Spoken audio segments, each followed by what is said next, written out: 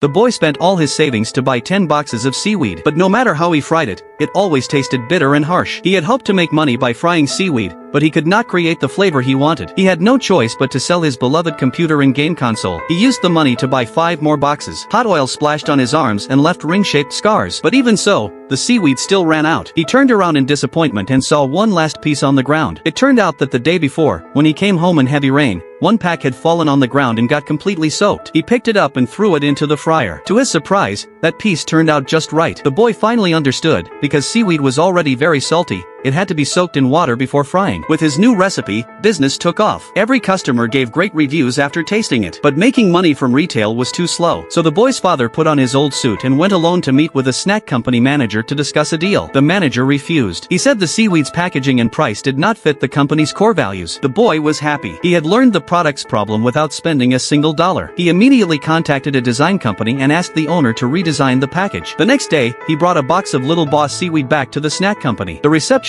said the manager was in a meeting, so the boy waited. In the end, he found out the manager was not in a meeting, he was hiding from him. The boy got upset and gave the seaweed to the security guard instead. But opportunity always comes in a flash. One employee took a few packs and tasted them at work. To his surprise, the flavor was amazing. After each bite, he licked his fingers clean. His joy quickly spread to many co-workers. The boy was called back to the company. The manager finally agreed to work with him. But first, the factory had to pass a hygiene inspection. The boy got scared because his factory was not standard at all. He quickly rented an old warehouse. He spent all the rest of his money on renovations and paying workers. When the supermarket inspectors arrived, they found workers without gloves, light bulbs without covers, and a sink that was not foot operated. The boy took all the advice and worked hard to fix the problems. Then the test results finally arrived. But the fax machine ran out of ink. He rushed outside and held the paper under the sunlight. It said, "Passed." All his efforts were worth it. 2 weeks later, he signed the deal with the snack company. 2 years later, he paid off all his family's debts. Many years later, his seaweed business reached annual sales of 15 billion and he owned a seaweed farm. How did he do it? With confidence, courage, and the strength to get up every time he fell.